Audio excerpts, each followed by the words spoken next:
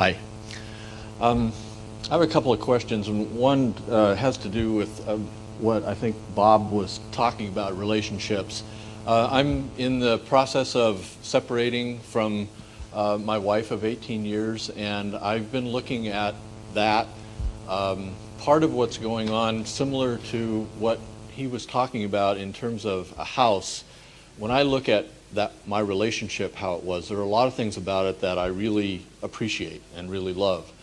And when I look at those, sometimes I find myself feeling negative or sad because those things are no longer there. And I'm wondering what I can do at that moment, because it feels like the thought that goes through my mind at that point is, well, if appreciating makes you sad, maybe you should be appreciated. Well, appreciation doesn't make you sad. In other words, appreciating always feels good, but noticing something that you want isn't makes you sad.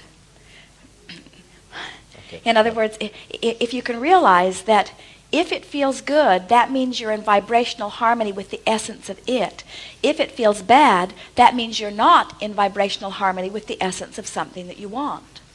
That's why we're saying it feels confusing because it feels like the same subject. I'm thinking about aspects of the relationship, or I'm thinking about the house, and it's making me feel bad. And we say, that's why if you will learn to tune your sensor in terms of feeling rather than thinking, you can get into the vibration that will ultimately allow what you want more quickly. Let's talk about this in a little bit of detail, because we know these words are logical, but we want you to really get it. Give us an example of a thought that makes you feel bad, one that you come across regularly.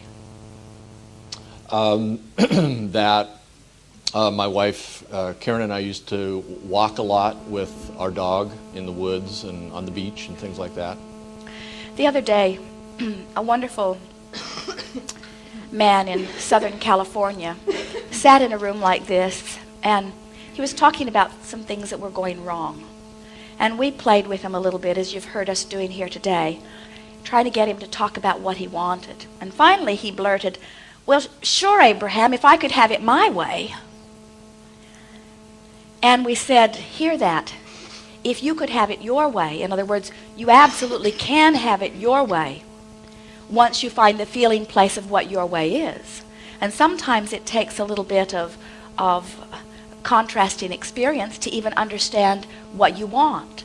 Now, we have to ask, in other words, if the relationship had positive aspects, what is the separation about?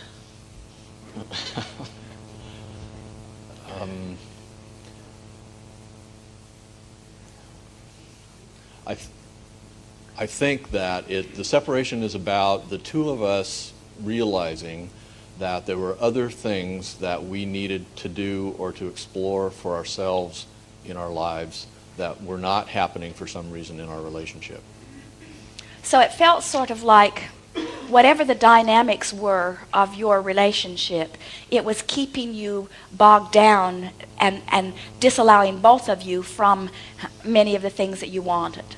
Yes. Now, can you hear us when we say, you can say, well, it was the dynamics of our relationship, or you could say it was our habit of observation, or you could say it was our lack of ability to visualize.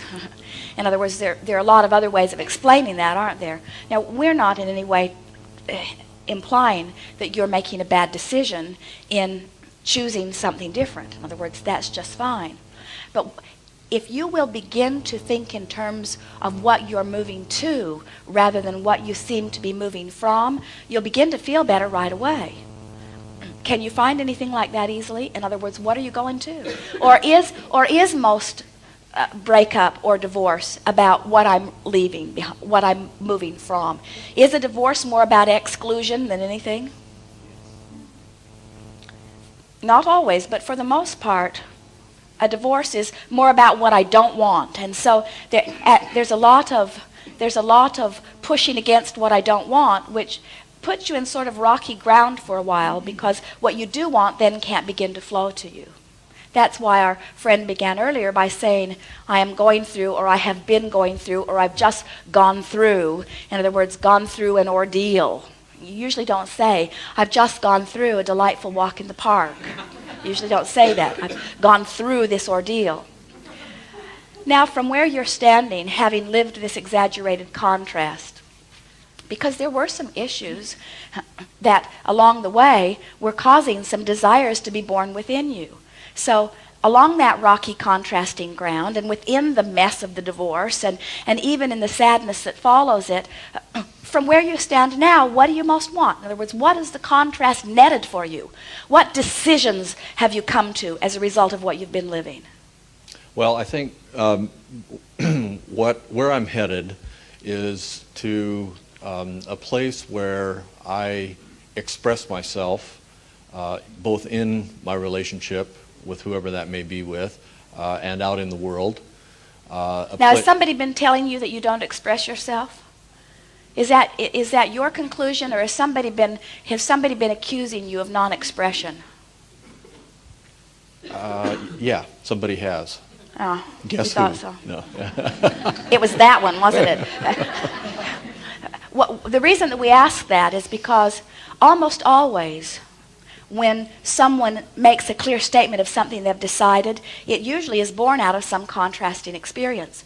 But saying, in other words, as you say, I'm going to express myself more from that feeling place of having that been one of the reasons that the last relationship failed. Are you getting the sense of what we're talking about? The vibration that you're emitting isn't going to get you anywhere pleasing. So describe it a little further. In other words, what do you mean when you say, I want to be more expressive? Get inside it. In other words, as we were talking about painting the picture, describe to us, get inside of a relationship mentally and sort of describe to us what it feels like to be in this expressive relationship. Or is it even any place you want to be? Is it some place that somebody else wanted you to be? No, yeah, I can do that. I've been doing that a lot, and what it looks like to me is that when I am feeling something, yes, whether it's good, bad, or indifferent, that I'm willing to say what that is, rather than processing it through my mind. So being willing to express what's happening for me right in that moment. In other words, what you've decided to do is make what you're feeling a bigger part of your partner's experience. Absolutely. Sort of get the feeling out on the table faster so that everybody knows what they're dealing with rather than letting the attraction go so far without anybody knowing. Yes. Well, we think that's a good thing. We would qualify it a little bit by saying, and I plan to be really heavy on expressing the good things and lighter on expressing the bad things. In other words, we are not really big encouragers of talking about things that are bothering you, because what it usually does is just attract more of it. All right. Do you think you're ready for another relationship?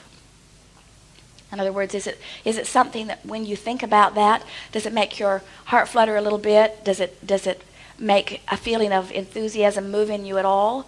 Or are you sort of numb on that issue? No, it does make me feel good. And so describe a relationship to us a little more. Well, it would be a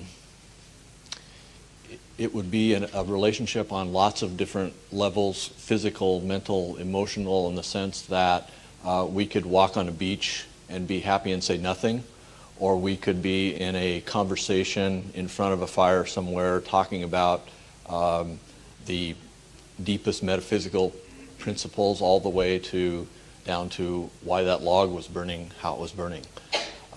Or we could be doing any number of different things, whether it's sitting in a concert somewhere, enjoying that, watching someone else be creative, or creating for ourselves, either writing, things like that. Right. Do you believe him? You do, don't you? In other words, what you speak and what you are emanating with your feeling is very much of a vibrational match. In other words, you're in a very good mode of sending a signal about what you are wanting. Now, come back to your original question with us. Can you find it again? About looking at the relationship as it was, seeing the good parts about that, and having that evoke All right, this is a really important topic because what happens to so many people when they are in the process of moving on in their experience from someone to someone else or from something to something else is that there is this fear that we feel within many of you that if you look back with appreciation about what was, that you'll get yourself in that place of unfulfilled yearning. In other words, remember the 3 baskets that we talked about earlier, where if you want something that you don't have, that there's a feeling of contradiction that happens that is really unpleasant.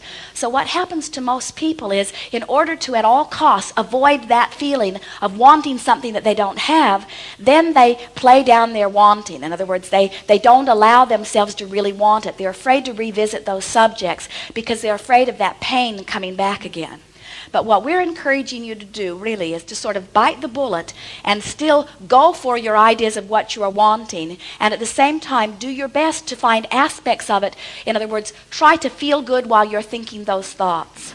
And what can happen to you, you see, when something that you have lived has been painful to you, it has caused a desire to skyrocket at a very high vibration. And most of you don't realize how much power there is in that kind of desire, even if you're nowhere near vibrational harmony with it. With a little bit of relaxing or surrendering, some would say just sort of releasing or trying to find relief, your cork will float right away. In other words, that's one of the reasons that it's so easy for us, as we see you struggling in your physical lives, to know it's worth every particle of the struggle, because we know that the desire that is being born out of the struggle can be easily fulfilled if you'll just relax and let it be. So there's something about finally giving up this sense that I have to justify anything and just saying, hey, I appreciate so many aspects of that relationship. Most of all, I appreciate the newfound desire that I now have. So we were talking with a woman recently who was not willing to find one particle of redeeming value in her recent marriage because she was afraid if she appreciated it, he'd come back.